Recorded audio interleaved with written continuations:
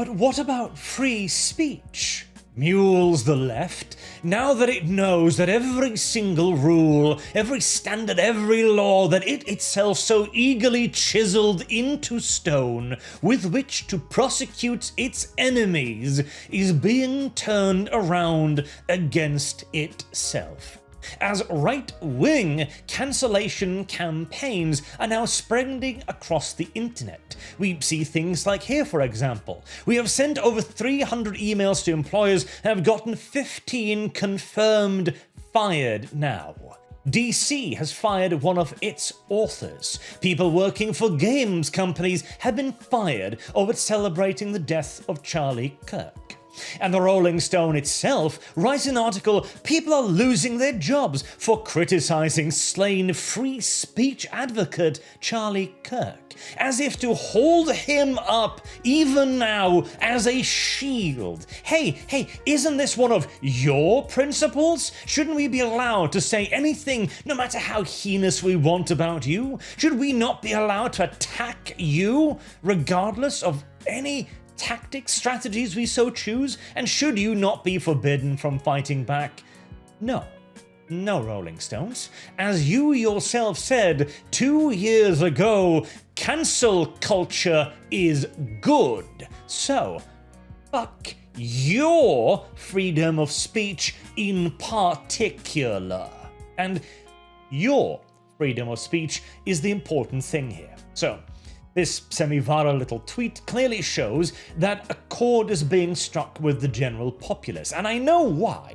It is because all I and the right at large now appears to be asking for is, in essence, for the same rules to be applied to the left, who have not suffered any consequences of their actions, any consequence of their violent rhetoric, even as they've spent the last 10 years judging the right for lesser grievances and crimes, quote unquote. And I know this because we are now seeing the exact same arguments that my side made 10 years ago bubble up on the left. Things like, for example, oh, you can't hold me responsible for saying this and that because somebody acted upon it, because, well, I can't be held responsible for the actions of my audience. You know what? Again, 10 years ago, Pelosi, I might have agreed with you before you spend 10 years ignoring that and only using it when it becomes beneficial for your side. So let's talk about this a little bit broader, shall we? As the left is now again attempting to hold up our virtues to shield their own heinous actions. You see, communist history videos. I represent no group, no party, just a comrade. All sectors of communism posted without judgment. So a communist account going, I'm all about absolute free speech, no cancel culture, and legal comedy, you snowflake libtard, says the MAGA. And then, fuck Charlie Kirk, rip bozo lol, I'm calling your employer to cancel you 14 seconds later. Try 14 years. Communist, you have been hiding behind the right-wing virtue of freedom of speech for a decade. But finally, at long last, you have managed to beat that last virtue out of the right. And you will not be allowed to hold it up to defend your actions any further. You do not hold freedom of speech as a virtue. You don't like it. You don't value it. And you certainly have never and will never defend it. So fuck your freedom of speech yet again. And now that we know that the shooter was indeed a socialist, in all due likelihood radicalized on campus, writing in things like Ciao Bella, a communist anti-fascist guerrilla song used in Italy, or things like Catch This Fascist, with a reference to Helldivers 2's 500-kilogram bomb call-in on it, we know why this happened. There is no doubt about it, there's no question, there's no confusion. And then becomes the question, what was he radicalized by? Why has it become so common for left-wing violent rhetoric to be simply accepted? Well, it's because it is simply legal. It is not punished. It is not well, it's not even reacted to at all. We have, so many examples now, but just to take one quick from Charlie Kirk. I hate Charlie Kirk. I think he's actually a Satan spawn, but he's very, very strategically minded. Or on Charlie Kirk, more correctly. This is, of course, Destiny. No consequences received from this, none whatsoever. We have another one from literally just a day ago, George Abaronoyi, I think, who also debated Charlie Kirk once, I do believe, says Charlie Kirk got shot, let's fucking go. That is his response. That is a person who has also argued quite vehemently things like this. To effectively create change in the world we desire. And Side Prop will argue that at times there is simply nothing else that can be required other than violent retaliation. And this is a view I wholeheartedly agree with. The view that some institutions are too broken, too aggressive, too oppressive to be reformed. Like cancers of our society, they must and they should be taken down by any means necessary. It's that simple. These people are arguing for violence. They're not being roundabout about it, they're not being subtle, they're not being sneaky, they hate you and they want to destroy you. They say it in the most blatant form imaginable.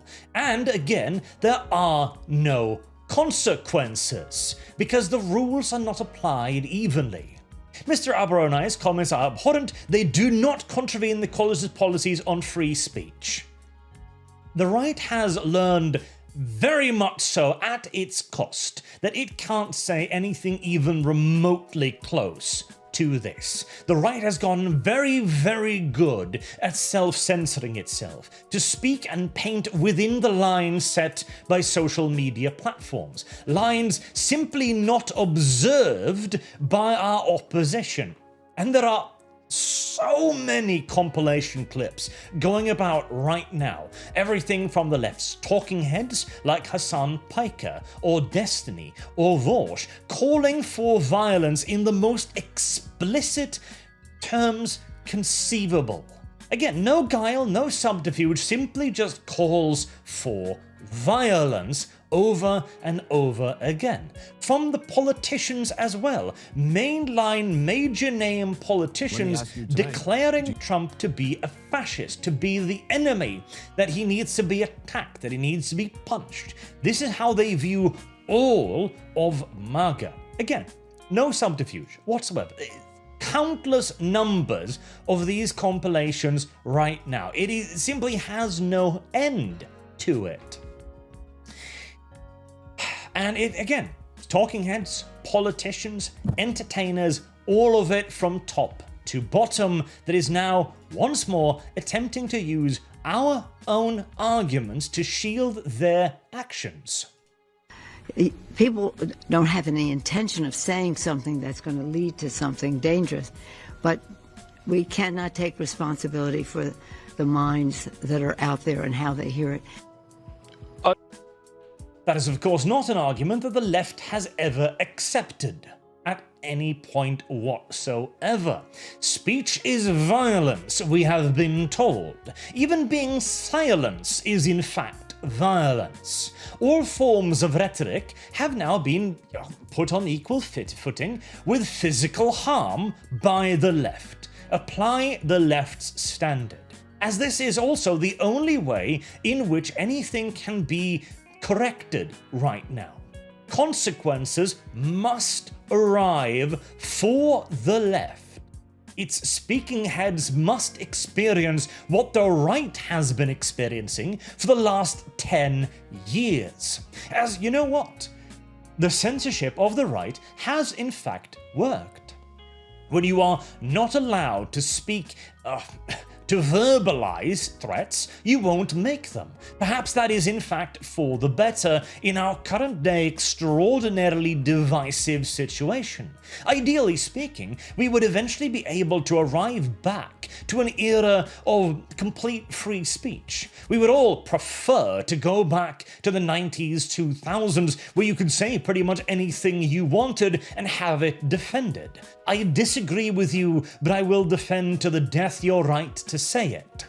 But to do that, we must first be on an equal footing. We cannot have this be a unilateral thing anymore, where the left always places the blame on the right. You must de-escalate, right? You must bring down the temperature. No. When the left is being punished, that is what will bring down the temperature. When the consequences, when the firings impact the left wing, when they are swept from academia, swept from gaming companies, from the public, from social media and video sharing platforms, then the temperature will sink. It is that simple. And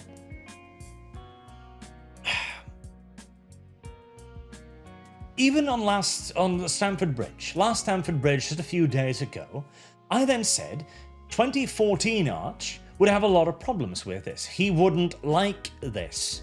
To which Sargon quite succinctly responded by simply stating that 2014 Arch is gone.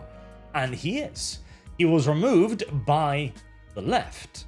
They were the ones who took that away from us. Once more, this has been a right-wing virtue that the left has worked extraordinarily hard to beat out of us, and we still would like to cling to it. We still would like to keep free speech as a core, central liberty for all human beings.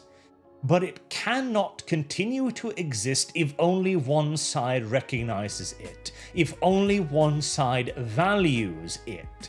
And the temperature will not go down until it has been made clear that radicalization and radicalizing language is not accepted on either side. The left has finally managed to drag the right kicking and screaming to this position, and I hope, dearly so, that it will finally be enforced, and there does appear to be movement in that direction, as people simply aren't taking this anymore. It is simply not being tolerated anymore, and that is a damn good thing. Until next time, I have been Arch, thank you very much for watching, and I hope to see you all again soon. Have a good day.